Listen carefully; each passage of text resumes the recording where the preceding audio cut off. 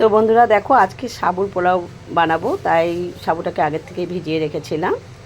আর এখানে কাজু কিশমিশ আর কিছুটা সবজি কিছু করে নিয়েছি। এখন ওভেনে একটা প্যান বসিয়ে দিয়ে এখানে সাদা তেল দিয়ে দিয়েছিলাম অল্প।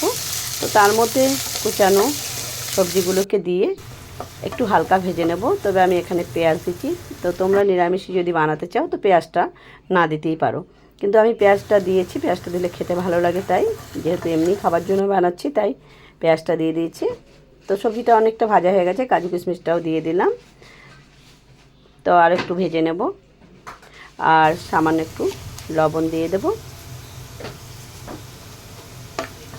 তো আরও একটু ভেজে নিচ্ছি।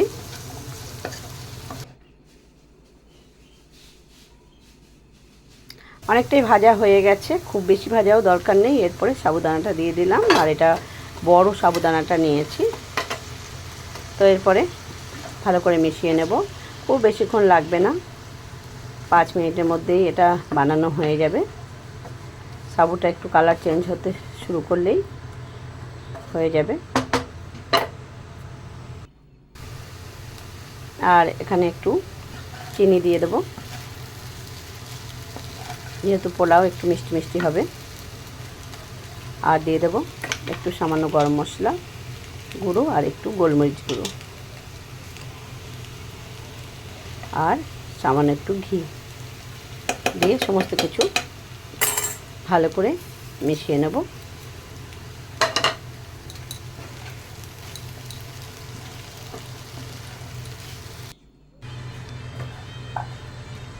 তো সাবুর পোলাও হয়ে গেছে রেডি।